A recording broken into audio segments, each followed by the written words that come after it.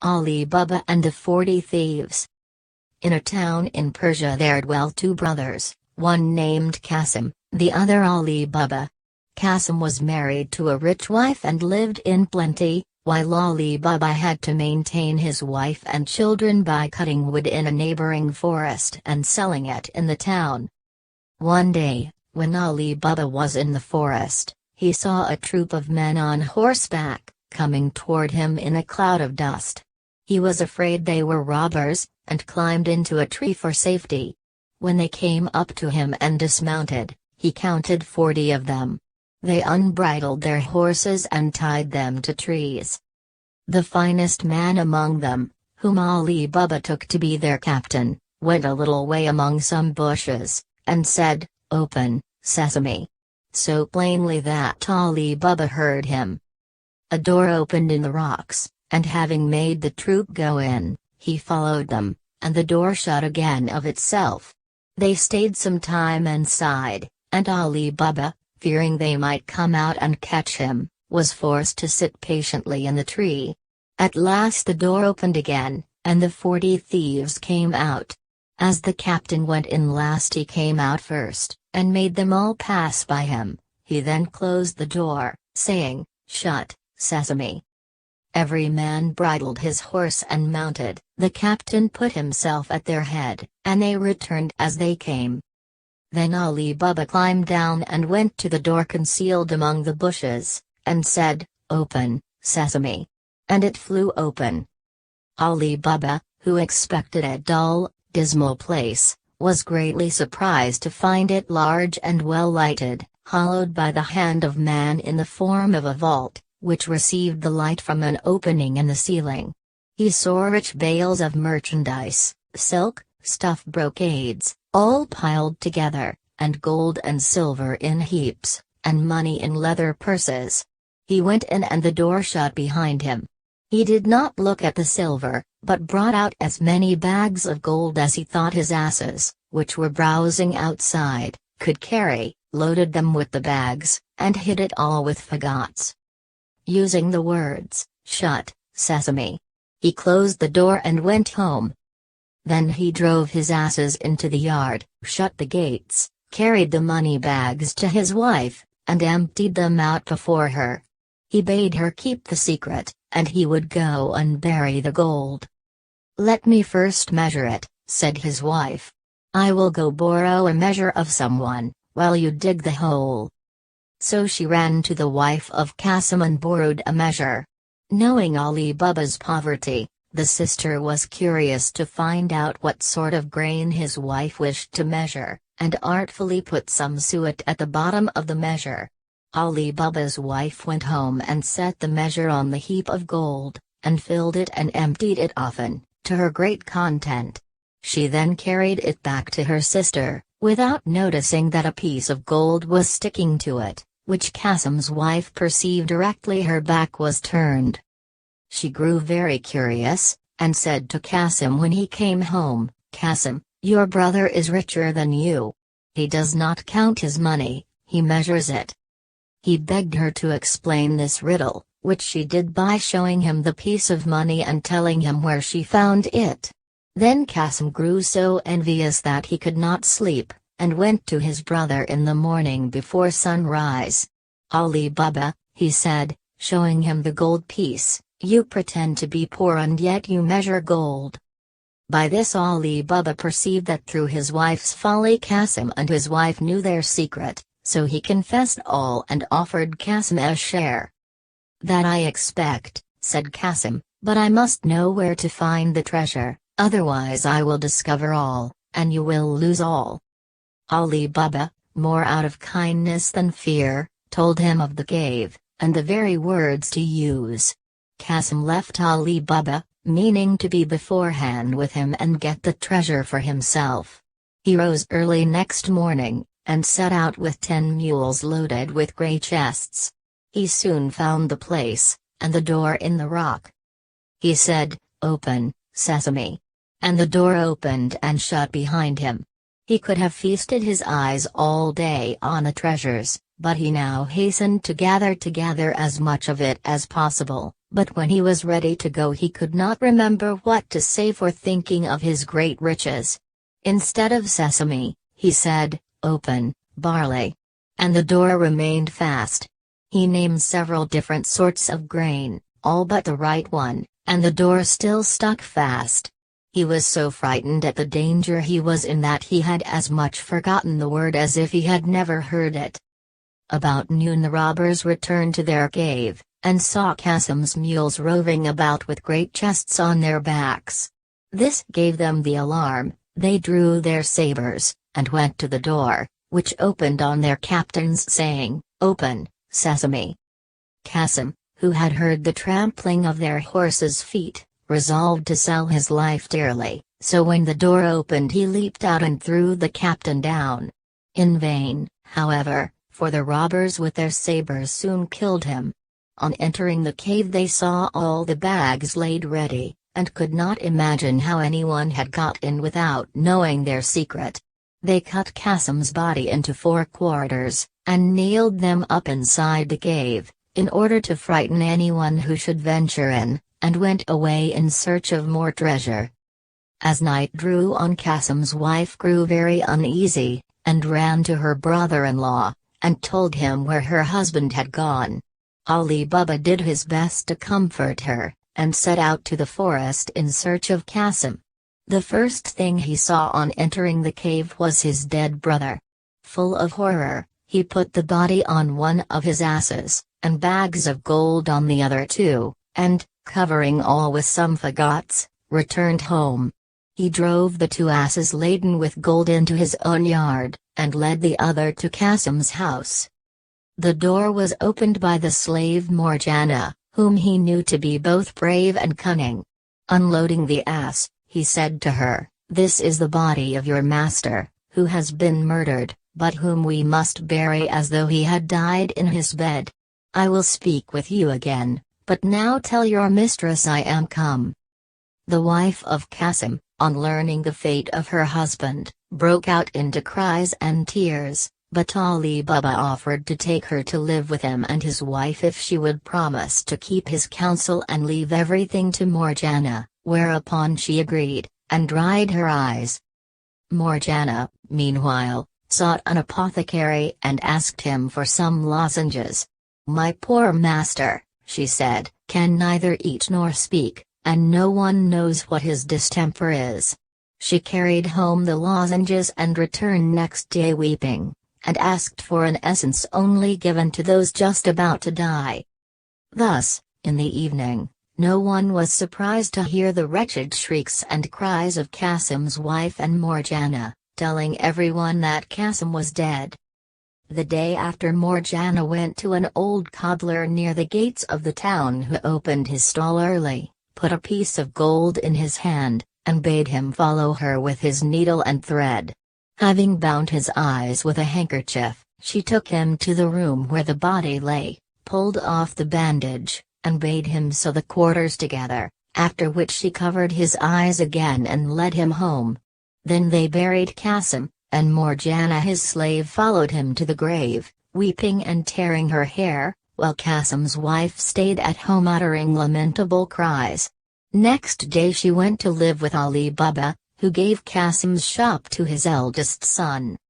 The 40 thieves, on their return to the cave, were much astonished to find Kasim's body gone and some of their money bags. "We are certainly discovered," said the captain, "and shall be undone if we cannot find out who it is that knows our secret. 2 men must have known it, we have killed one, we must now find the other. To this end one of you who is bold and artful must go into the city dressed as a traveler, and discover whom we have killed, and whether men talk of the strange manner of his death. If the messenger fails he must lose his life, lest we be betrayed." One of the thieves started up and offered to do this, and after the rest had highly commended him for his bravery he disguised himself, and happened to enter the town at daybreak, just by Baba Mustafa's stall. The thief bade him good day, saying, "Honest man, how can you possibly see to stitch at your age?" "Old as I am," replied the cobbler, "I have very good eyes, and will you believe me when I tell you that I sewed a dead body together in a place where I had less light than I have now?" The robber was overjoyed at his good fortune, and, giving him a piece of gold, desired to be shown the house where he stitched up the dead body. At first Mustafa refused, saying that he had been blindfolded, but when the robber gave him another piece of gold he began to think he might remember the turnings if blindfolded as before. This means succeeded. The robber partly led him, and was partly guided by him, right in front of Qasim's house, the door of which the robber marked with a piece of chalk. Then, well pleased, he bade farewell to Baba Mustafa and returned to the forest. By and by Morgiana, going out, saw the mark the robber had made, quickly guessed that some mischief was brewing, and fetching a piece of chalk marked 2 or 3 doors on each side, without saying anything to her master or mistress. The thief, meantime, told his comrades of his discovery. The captain thanked him, and bade him show him the house he had marked. But when they came to it they saw that 5 or 6 of the houses were chalked in the same manner. The guide was so confounded that he knew not what answer to make, and when they returned he was at once beheaded for having failed. Another robber was dispatched, and, having won over Baba Mustafa, marked the house in red chalk, but Morgiana being again too clever for them, the second messenger was put to death also. The captain now resolved to go himself, but, wiser than the others, he did not mark the house, but looked at it so closely that he could not fail to remember it.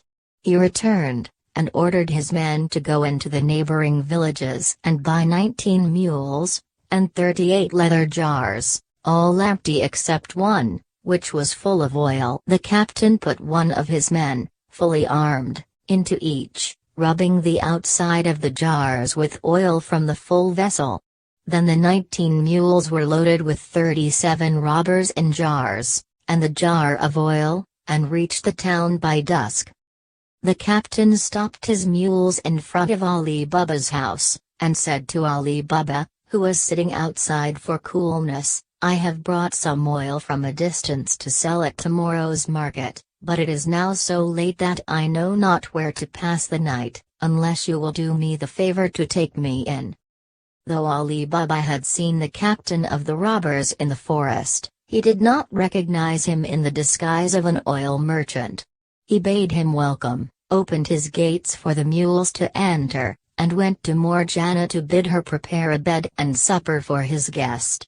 He brought the stranger into his hall, and after they had supped went again to speak to Morgiana in the kitchen, while the captain went into the yard under pretense of seeing after his mules, but really to tell his men what to do. Beginning at the first jar and ending at the last, he said to each man, "As soon as I throw some stones from the window of the chamber where I lie, cut the jars open with your knives and come out, and I will be with you in a trice." He returned to the house, and Morgiana led him to his chamber. She then told Abdallah, her fellow slave, to set on the pot to make some broth for her master, who had gone to bed. Meanwhile her lamp went out, and she had no more oil in the house.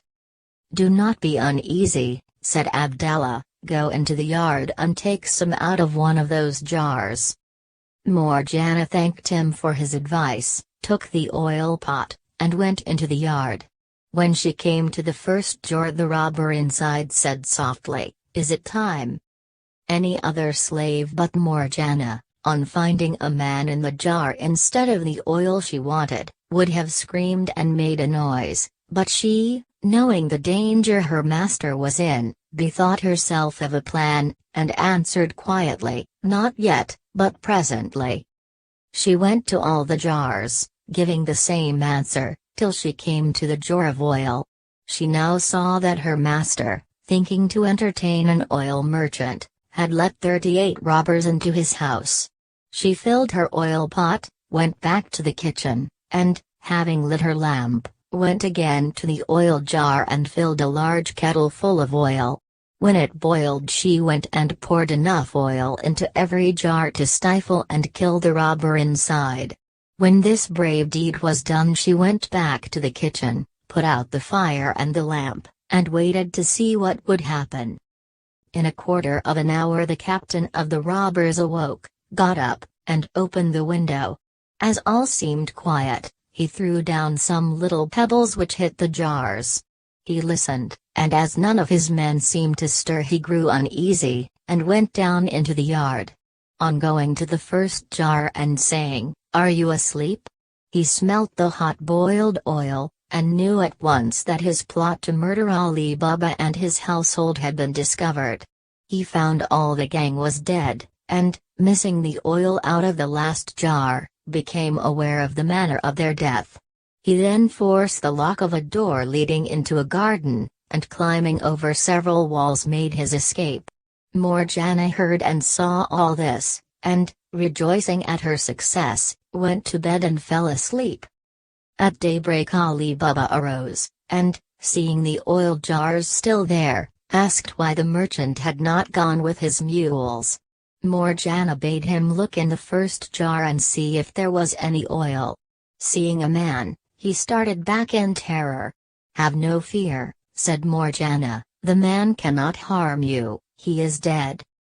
Ali Baba, when he had recovered somewhat from his astonishment, asked what had become of the merchant.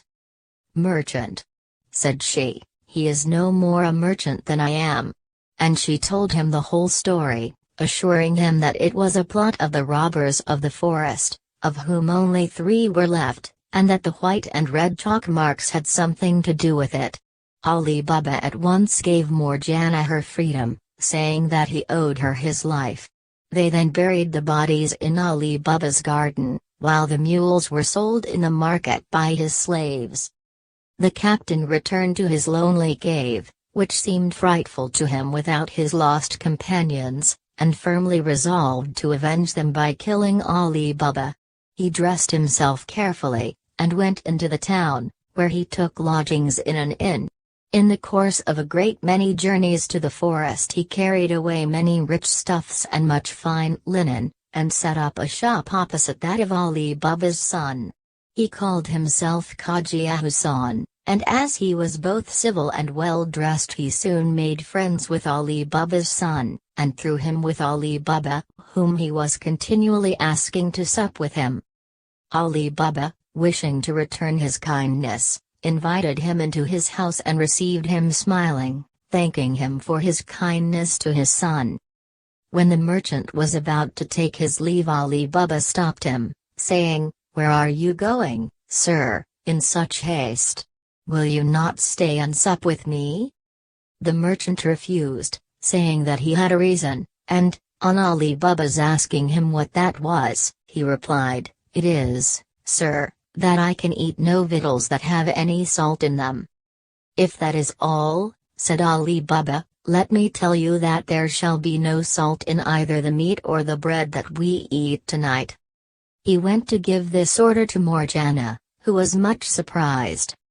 "Who is this man," she said, "who eats no salt with his meat?" "He is an honest man, Morgiana," returned her master, "therefore do as I bid you." But she could not withstand a desire to see this strange man, so she helped Abdallah to carry up the dishes, and saw in a moment that Khaja Husan was the robber captain, and carried a dagger under his garment. "I am not surprised," she said to herself, "that this wicked man, who intends to kill my master, will eat no salt with him, but I will hinder his plans." She sent up the supper by Abdallah, while she made ready for one of the boldest acts that could be thought on.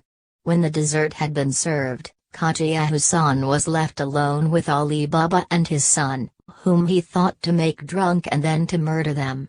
Morgiana, meanwhile, put on a headdress like a dancing girl's, and clasped a girdle round her waist, from which hung a dagger with a silver hilt, and said to Abdallah, "Take your tabor, and let us go and divert our master and his guest."